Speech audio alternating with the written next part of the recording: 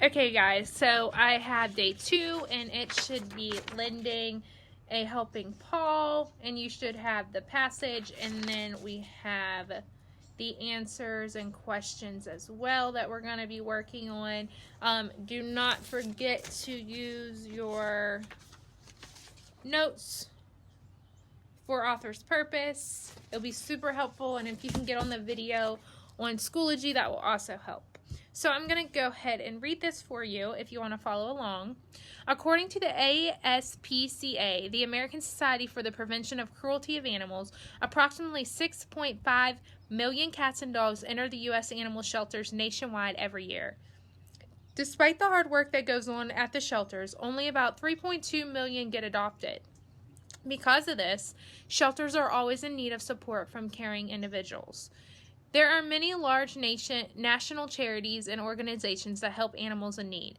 The ASPCA is one such organization. They rescue animals like dogs and cats from cruel owners. They also work to make it easier for interested owners to adopt. Another national rescue is Best Friends Animal Society. They help relocate animals to no-kill shelters so they have an opportunity to be adopted. Big national organizations like these are great, but there are many small local charities and shelters that help animals. Almost every town has a shelter, and some have several.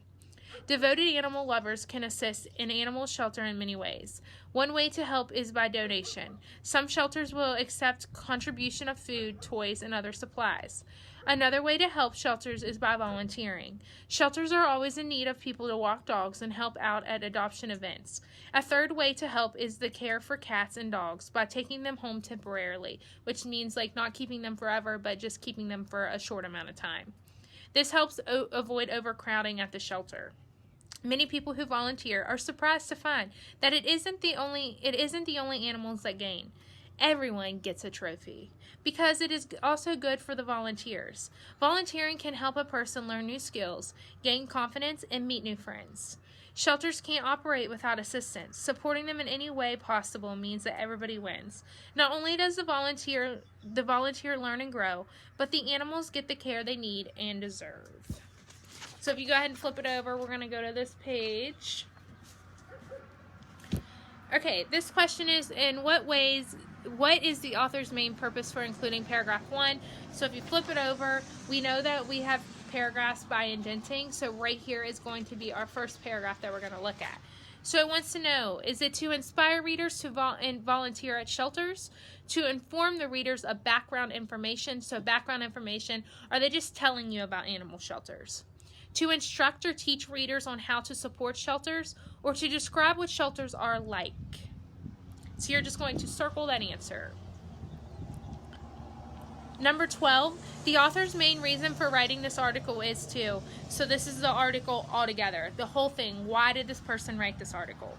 Is it to encourage people to donate money, describe different charity organizations, persuade or convince people that animals are important, or to inform readers about good organizations and ways to help at animal shelters?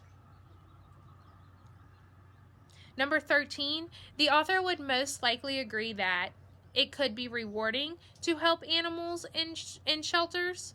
National shelters don't need as much help as smaller ones. Donating money is the best way to help. Or shelters shouldn't take in so many animals. Number 14, what is the author's attitude or point of view towards shelters? The author believes shelters aren't needed because animals don't need our help.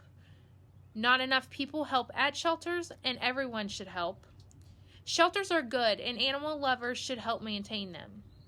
Or large shelters are superior to small shelters. So they're saying our large shelters, they're saying that the article is pretty much stating that large shelters are better than small ones.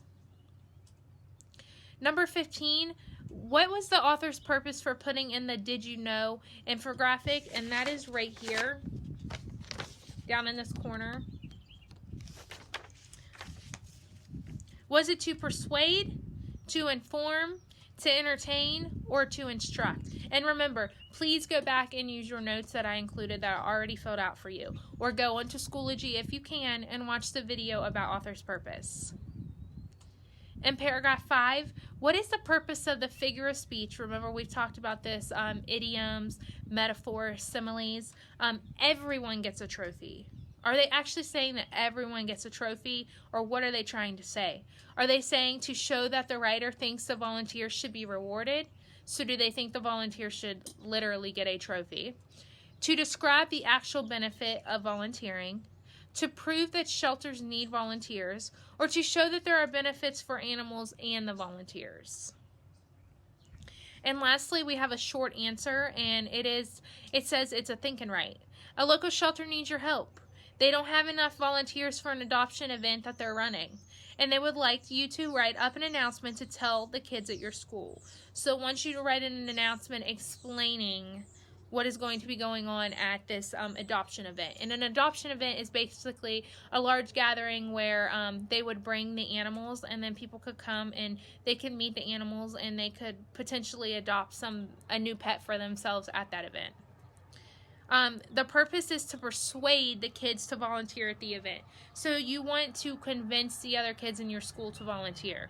I want you to use 5 sentences to write this. So write me 5 good sentences. If you use compound sentences, you can count that as 2 sentences at a time. And that is all you have to do for day 2 for reading.